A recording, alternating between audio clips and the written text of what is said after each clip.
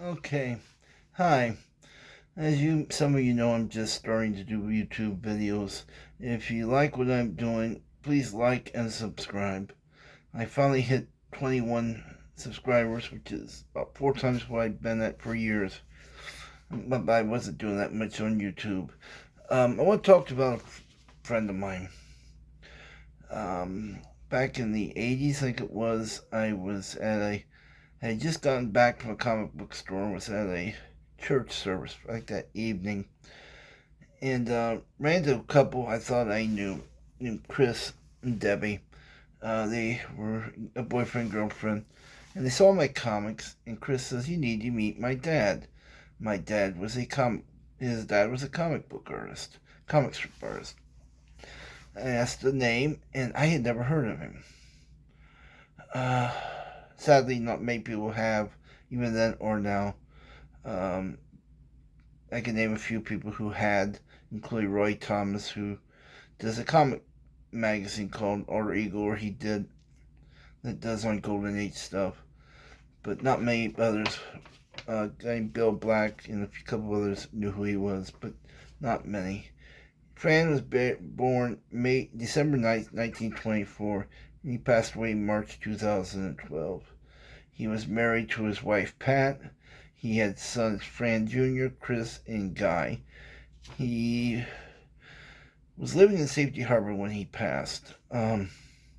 His influences included Hal Foster, who did Prince Valiant, Alex Raymond, who did Flash Gordon, Milton Caniff, who did Steve Banyan, Al Cap, who did Pogo, and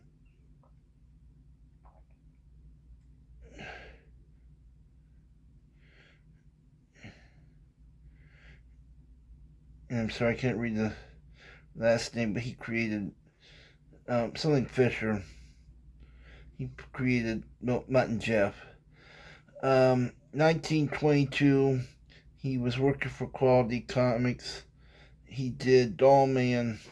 He took over Doll Man from Will Eisner, from what I understand, and he did some issues of The Clock, which was another one of Quality's first heroes.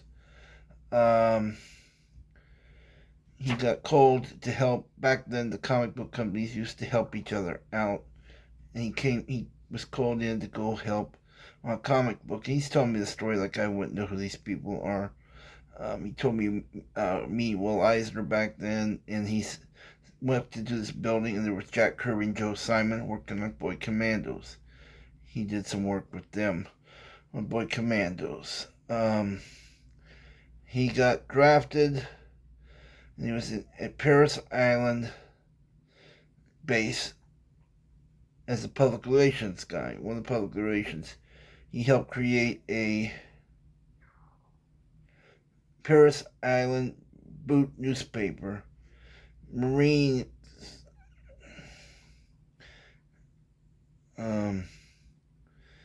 he was on the USS Augusta with President Truman when the bomb was dropped.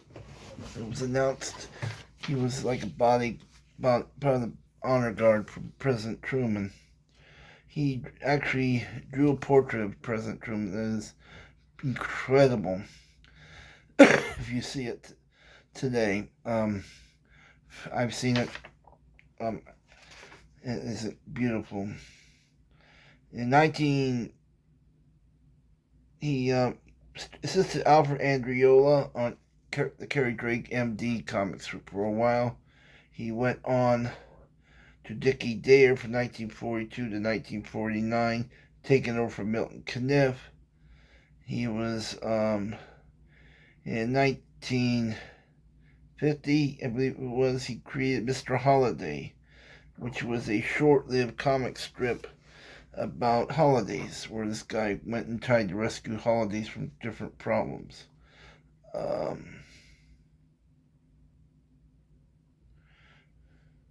He also did Little Annie He ghosted Little Annie Fortnoy. He ghosted Nero Wolf in 51. Little Anne and 1957 Nero Wolf. He ghosted Rex Morgan from 1976 to 1978. He did an Indiana Jones comic strip in 1981. Bruce Lee comic strip was in newspapers in 1982. 1974 and 75, he did Judge Parker in Apartment 35. He did International Magazine artwork Cocolexo.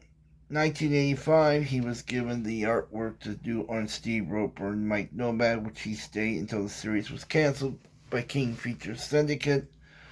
In the last year, Steve Roper with a couple of other friends helping him ghost wrote the last storyline. Fran did.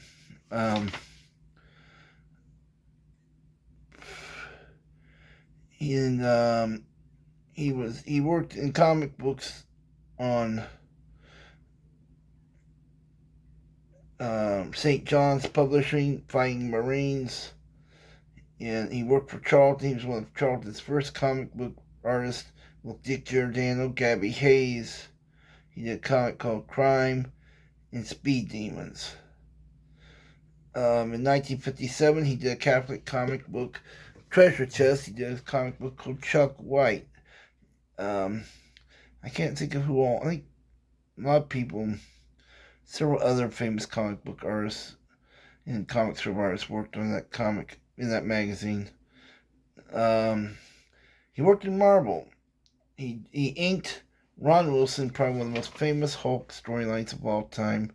It was in a magazine-style comic, and the storyline was called The Boy Who Cried Hulk. It was one of the first attempts after the drug things with Spider-Man and Green Arrow and Green Lantern, where they tried to do a message line. The Boy Who Cried Hulk was about a young boy who befriended the Hulk, and the Hulk befriended him, whose parents physically abused him. It was a really brilliant storyline. Of course, I could be prejudiced. He was a friend of mine.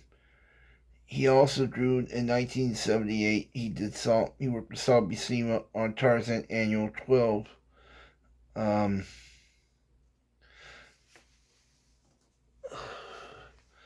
For years, I tried to get him to do comic cons. I thought people need to know about you. The first time I got him to do one, they did a Golden Age panel. Wow. They had Will Eisner and Martin Nadeau, who created the original Alan Scott Green Lantern. I had always tried to find a list of credits of everything he's done. That's not a whole list of everything he's done, but that's what I can find at this time. And I was part of a Yahoo discussion group, or email group, whatever you call it, called Charlton Comics.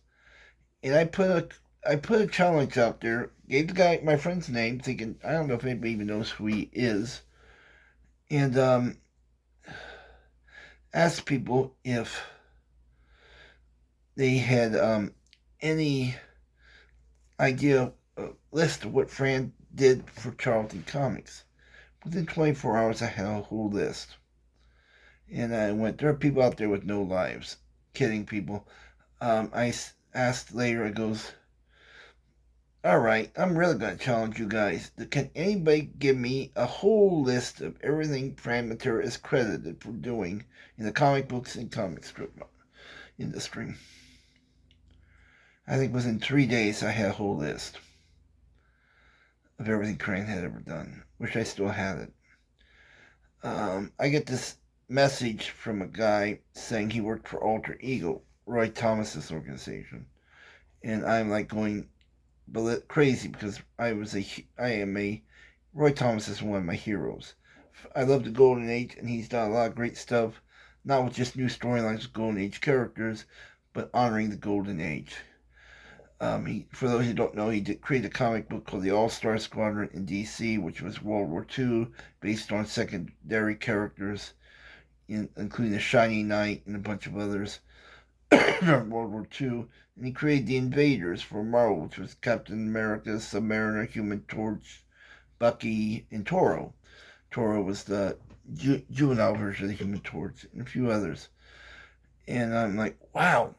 And Jim, this writer, asked me for Fran's information. He wanted to talk to him. The writer was looking for information about either a company or somebody that he thought Fran might have known, and the conversation didn't go very far. They didn't do anything with the article. A year or so later, I get a phone call from Fran saying, "You'll never guess who I just spent several hours on the phone with." And I went, "Who?" He said, "Roy Thomas." I geeked out like you guys would not believe. I'm like, "Oh my God, he's my hero." A few days later, I actually got an email, a personal email from Roy Thomas thanking me for hooking him and Fran up. They did a very good, long article on Fran in Alter Ego. He started doing Comic Cons.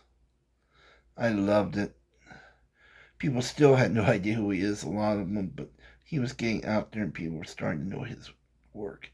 If you've ever looked up his artwork, he was a brilliant artist with attention to detail. I miss him dearly. He was a very good friend. My love for Golden Age was huge before I met Fran Matera. It only got better once I knew him. I miss you. I'm going to send this to Chris and Debbie, and I pray for you, for your family.